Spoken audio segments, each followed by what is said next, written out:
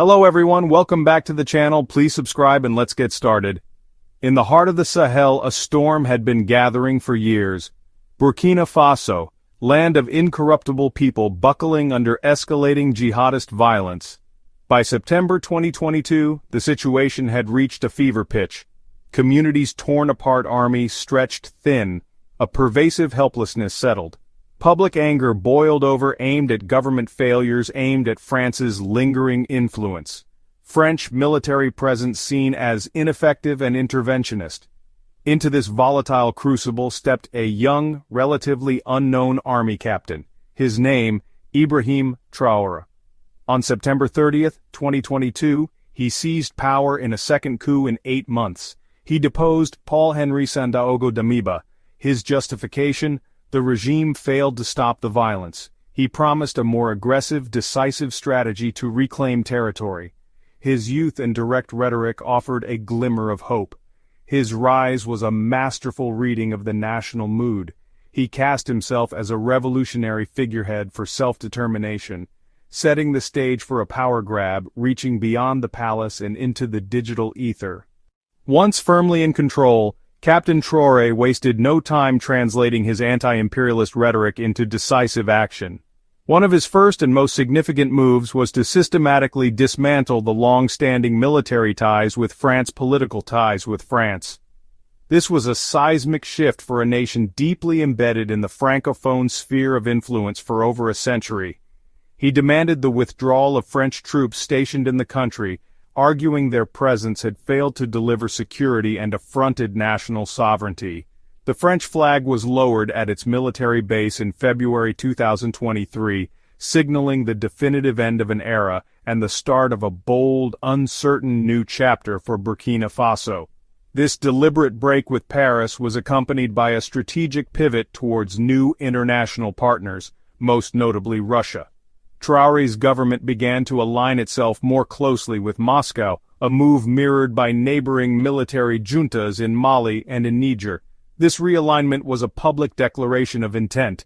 By embracing Russia, a global power challenging the Western-led order, Traoré positioned Burkina Faso at the vanguard of a new, multipolar world. He vowed to restore sovereignty in its truest sense, setting the stage for a power grab reaching beyond the palace and into the digital ether. Parallel to the geopolitical shifts on the ground, a far more unconventional campaign was being waged in the digital realm. Captain Traoré's image quickly became the centerpiece of a rapidly evolving and fervent online movement, transformed from a military leader into a quasi-mythical figure. On platforms like TikTok X, formerly Twitter Facebook, a torrent of content emerged, meticulously crafting a heroic persona. Dozens of viral TikTok edits set to rousing music and dramatic sound effects. Traoré portrayed not just as president but as a continental savior, leading imaginary armies, single-handedly toppling Western empires, bringing hope to the oppressed masses across Africa. The captions accompanying these slick, shareable clips are hyperbolic and worshipful, leaving no room for nuance. Africa's Messiah, the new Thomas Sankara, France must fall, down with imperialism, channeling raw public anger into focused adulation for a single man. This digital cult of personality presents Traoré as the embodiment of Africa's fight for a second independence, a final decisive break from neo-colonial control. The online glorification of Captain Traoré is not a random or spontaneous phenomenon. It is a textbook example of modern digital propaganda. The machine behind this narrative relies heavily on the dissemination of fabricated stories and misleading claims. These are designed to present him as an exceptionally strong and effective leader. One prominent example: claims of newfound economic prosperity under his rule. Shortly after he took power, narratives began circulating online through seemingly grassroots accounts. They claimed Traoré's government had discovered vast, untapped oil reserves. The stories were unsubstantiated by credible evidence, yet shared widely to suggest unprecedented national wealth and resource independence. These fabricated economic miracles are a core propaganda tool. They create a stark contrast: failures of previous Western-aligned governments versus supposed immediate successes of Traoré. Some pro-junta accounts later debunk the most outlandish claims, like the oil discovery, pointing followers to official channels, but the initial false stories do their damage first. They plant a seed that Traoré uniquely can unlock the nation's hidden potential, a narrative more memorable than a quiet factual correction. A network of coordinated accounts sustains this ecosystem, amplifying and legitimizing disinformation, shaping opinion not just by censorship but by an overwhelming flood of curated, heroic, often false information. The campaign to elevate Captain Traoré has entered a new and more disturbing phase with the widespread use of deepfake technology. These AI-generated videos create entirely fabricated scenarios, pushing the boundaries of propaganda into the realm of pure fiction. One of the most infamous examples involves deepfake videos showing prominent American celebrities, actor Denzel Washington, former Fox News host Tucker Carlson, offering effusive praise for the Burkinabe leader. In these convincingly manipulated clips, the celebrities appear to endorse Traoré's anti-imperialist stance and hail him as a visionary leader for Africa, lending his cause a powerful, albeit completely false, international legitimacy. Another widely circulated piece of fabricated content depicted a fictional debate between Traoré and former U.S. President Donald Trump. In the deepfake, Traoré is shown eloquently and forcefully out-arguing Trump on matters of sovereignty and foreign policy, portraying him as a global statesman capable of holding his own against a Western superpower. The purpose of these fabricated encounters is to build a mythology around Traoré as a leader of global stature. They are designed to show that he is not just a regional strongman, but a figure who commands respect and even admiration on the world stage, capable of challenging and defeating Western leaders in the arena of ideas. The proliferation of this content highlights a growing challenge in the digital age: the weaponization of AI to create and spread political disinformation. While the online world is, just saturated with images of Captain Traoré as this triumphant hero bringing stability and prosperity, the reality on the ground in Burkina Faso tells a profoundly different and honestly more troubling story. Independent data and journalistic reporting paint a grim picture of a nation sinking deeper into violence and instability since his military coup. According to the Africa Center for Strategic Studies, the period following Traoré's seizure of power has seen a catastrophic increase in violence. In the 18 months after the September 2022 coup, militant Islamist groups were responsible for the deaths of at least 2,823 civilians, marking a staggering 87% increase compared to the 18 months prior. This stark statistic directly contradicts the central claim of the junta and its online supporters that Traoré's leadership has improved security. In fact, the violence has not only intensified but also spread, with militant groups expanding their areas of operation and control. The junta's aggressive military-first strategy, which often relies on volunteer militias with minimal training, has been criticized for escalating cycles of reprisal attacks and committing human rights abuses.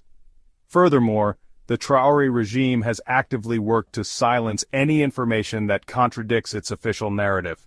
A central pillar of Captain Traoré's claim to be restoring national sovereignty is his government's aggressive push to regain control over Burkina Faso's valuable natural resources, particularly its gold mines. For years, many Burkinabe have felt that the nation's mineral wealth was being exploited by foreign companies, with little benefit flowing back to the state or its people. Tapping into this widespread sentiment, Traoré has framed the nationalization of mining assets as a crucial act of economic liberation. This campaign began in earnest in August 2024, when his transitional government moved to nationalize the Bangu gold mine, the Wagnion gold mine, previously operated by international firms. The most recent and significant move came on August 29, 2025, when the government announced its intention to seize an additional 35% stake in the Kiaka gold mine, a major project operated by the Australian firm West African Resources. This action sends a clear signal to all foreign investors that the old rules no longer apply. The junta is demanding a larger share of the profits and greater control over the operations, justifying these measures as essential for funding the war effort and driving national development. This narrative of reclaiming the nation's wealth is incredibly popular, but masters of their own economic destinies. Beyond the physical control of land and resources, the Traoré regime is extending its fight for sovereignty into the digital realm. The government has come to understand that in the 21st century, controlling the flow of information is just as critical as controlling borders and minds. This has led to a growing push for what is being termed digital sovereignty, the idea that the nation must have ultimate authority over its own data, its online narratives, and the digital infrastructure that serves its citizens. This concept has become a key justification for the state's increasing control over the internet and social media within Burkina Faso. This drive for digital control has manifested in several ways. On one hand, it involves the sophisticated use of state-sponsored propaganda, videos, and coordinated inauthentic accounts to dominate the online conversation. On the other hand, it involves more direct and coercive measures.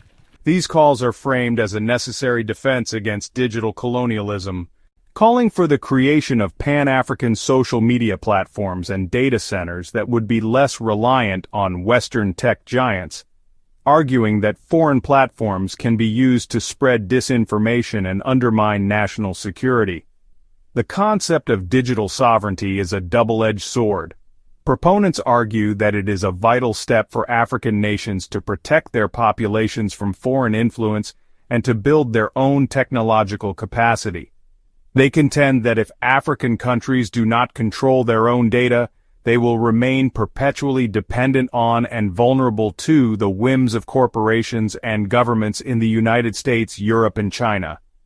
This perspective sees the establishment of local digital infrastructure as an essential component of true independence in the modern era, allowing nations to set their own rules for online content and data privacy. However, critics warn that the rhetoric of digital sovereignty is often used as a convenient cover for authoritarian control and censorship. By demanding control over digital platforms and data, regimes like Traoré's can more easily suppress dissent, monitor citizens, and silence critical voices under the guise of protecting the nation. The struggle for digital sovereignty in Burkina Faso and across the continent thus represents a new and complex frontier, raising profound questions about who gets to control the narrative in the digital age. The story of Captain Ibrahim Traoré and Burkina Faso brings the world to a critical crossroads, forcing us to confront a defining question of our time. Is digital power the same as real power? Traoré's regime has masterfully leveraged the tools of the digital age, viral videos going viral, deepfake fantasies. He has been sculpted into an icon of Pan-African resistance and revolutionary strength. This online image has generated genuine adulation and provided his government with a powerful shield of popular legitimacy, both at home and in the diaspora. His digital persona is undeniably powerful. Yet this digital power exists in a tense and often contradictory relationship with the tangible realities of governance. The heroic narrative of a nation being saved is starkly at odds with verifiable data showing a catastrophic rise in violence and a deepening humanitarian crisis. The online celebration of economic miracles stands in stark contrast to the real-world risks of economic isolation and capital flight. The power to control a narrative is not the same as the power to secure a village, run a mine, efficiently feed a displaced population. The digital echo chamber can amplify a leader's popularity, but it cannot by itself solve the complex material problems facing a nation.